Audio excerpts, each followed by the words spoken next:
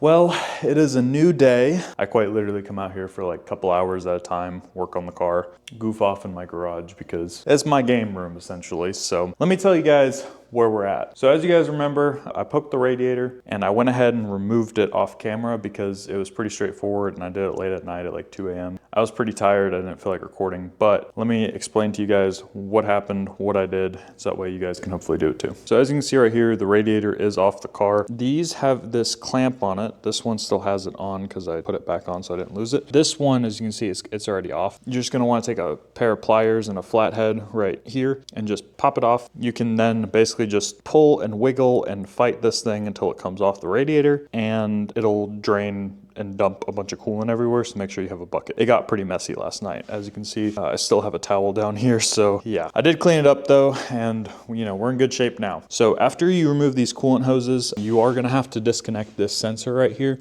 And this for me was an absolute pain. I don't know if it's gonna be for y'all. You know, push up on this red clip. Inside of here, there's a little black tab. You're just gonna take a little flathead, lift up on it gently, and then pull out the sensor clip. It's pretty straightforward. That is how we remove the radiator and the fan shroud. And this sensor here is for the fan on the radiator. So, you know, try your best to be careful with it. I actually damaged mine a little bit, not too bad, but you know, it's not in perfect shape anymore. Whenever we get the new radiator, I will show you guys how to swap over the fan shroud to the new one, and obviously we'll reassemble everything as well. Now, the radiator doesn't get here till tomorrow, hopefully, fingers crossed. So we're not gonna be able to do that today, but while we have it off, we obviously have very clear access to the front of the car. And as you can see right here, this is actually the discharge pipe that we need to take off of the car. And it's currently being held in by one clip down here. That's the one that I was actually trying to remove that I ended up, you know, breaking the radiator. So there's also, I believe this is the put or the map sensor right here. This is also one of the sensors we need to replace. We replace this one and also this one here. And those will allow us to do the sensor stuff that I don't know what it actually does, but I think one of them is for allowing us to go over 30 PSI of boost, which we kind of want because we got a nice turbo. And then for actually installing the turbocharger, we're going to have to remove the battery tray. Obviously this discharge pipe is gonna have to come out because we're replacing it. There's also that extra piece of silicone tubing that comes out, goes into the turbo muffler delete. So we're gonna leave that part off, but put the discharge pipe in place. So that way, hopefully we can get the whole turbo assembly out a lot easier. Now I'm gonna make the turbo into a separate video, mainly because I want to get the intercooler installed first. So that way we can actually put back in like the hood latch and everything and use the hood strut that is on the core support like frame thing that goes around the radiator. As you can see right now, obviously we still have wood holding up the engine and the turbo is behind the wood, which you know, doesn't seem too efficient in my opinion. All right, lots to do, not a lot of time. I got about an hour and a half, so let's get to it. Alright, so first thing we need to do is disconnect the battery terminal here, and then there's a 10mm nut holding on the actual battery to the car pretty much. It's just keeping it in place. Pop that battery out and shabam. So now I'm doing this video a little bit different. I was pretty much hanging out with some friends during this.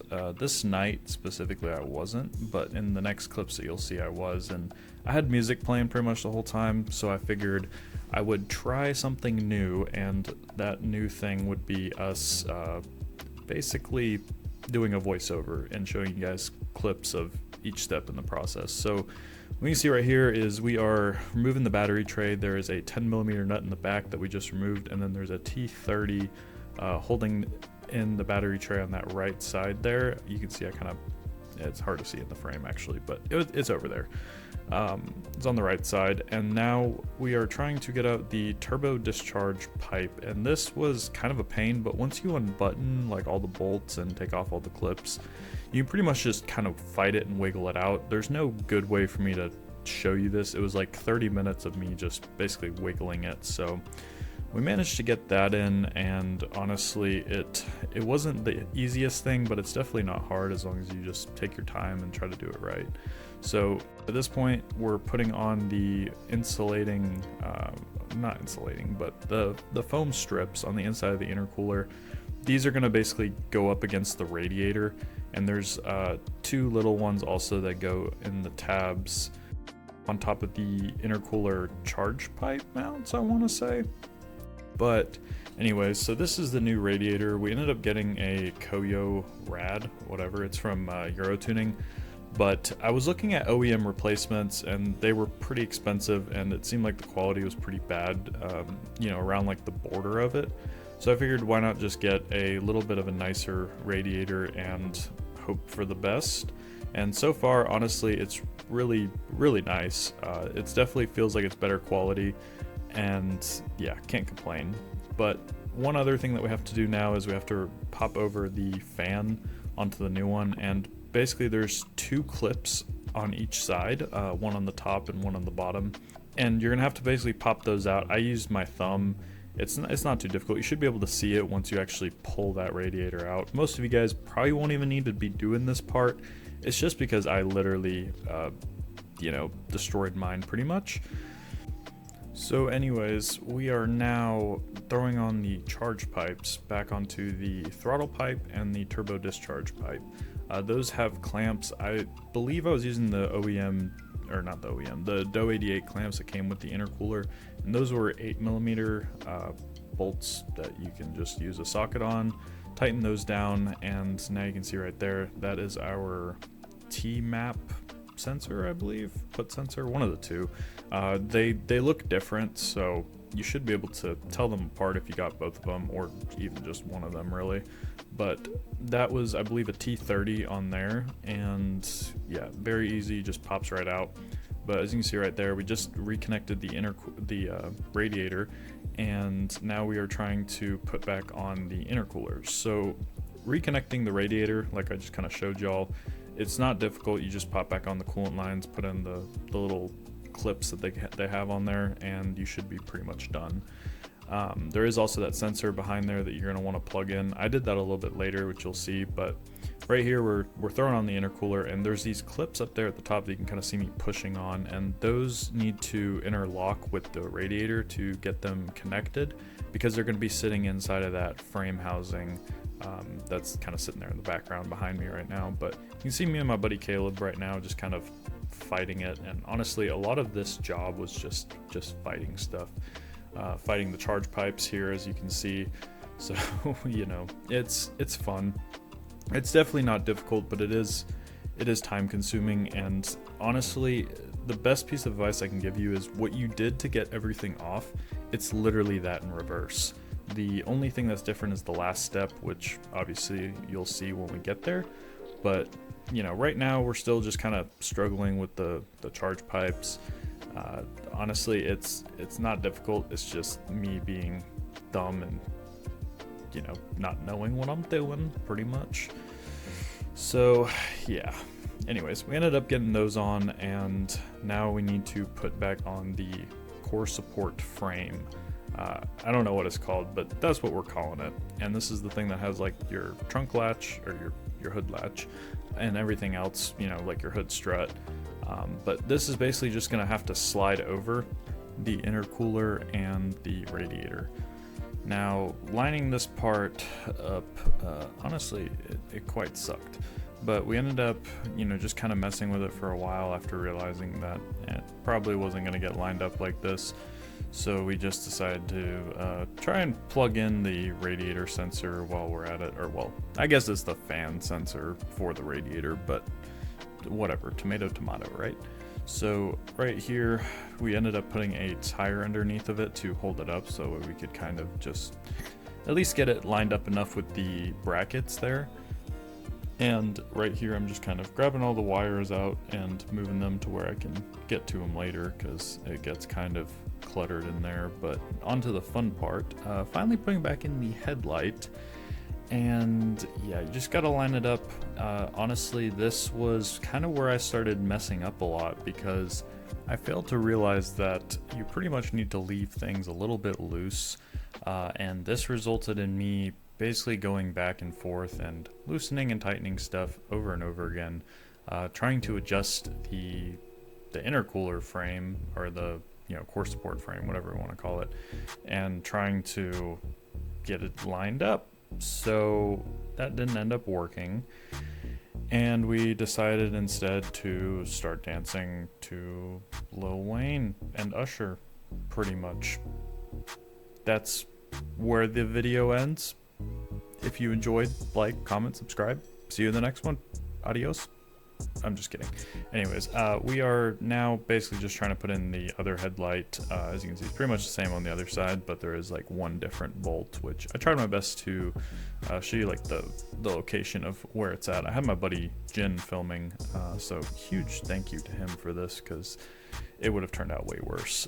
But you know, if you guys do enjoy this kind of voiceover style video, let me know what you think, because I can do more of them. It's honestly pretty easy. I'm just sitting here freeballing it in front of my microphone right now.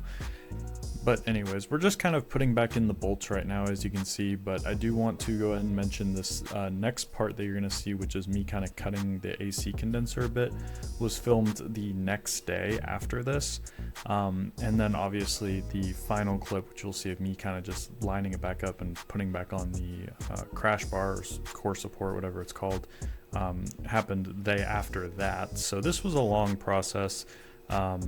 But yeah, just wanted to let you guys know that if there's any inconsistencies. All right, well, before we do that, I actually would really like to get this. I don't even know what this thing is. It's the heater thingy, madoohickey for the AC and the stuff. You know, in the install videos I've watched of the Do88 specifically, you need to cut this bracket. But the problem is I cut it and I didn't cut it enough, I guess. So I need to cut it some more. So that way I can properly seat into the slots here. In addition to that, I also don't know where this cap goes on the Do88. I don't know if that's important or not. We shall see if it is. I don't know. It's rubber, but I'm digressing. Let's go ahead and use the Dremel, and we'll try to cut in a bit deeper here, probably to about where the previous mark was at. So I'm gonna get to that. I'm gonna get started. See you guys in a second.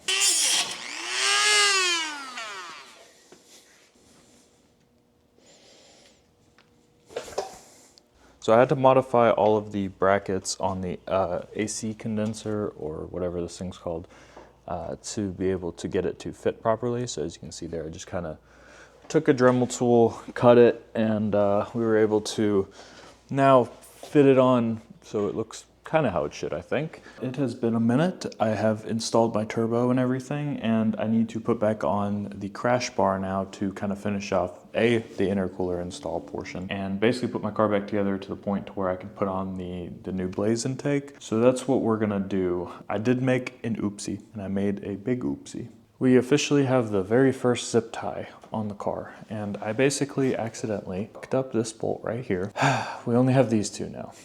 And well, that's fine for me personally, but just being honest with you guys, roast me all you want, but I'm over here trying to learn how to do this stuff, so it is what it is.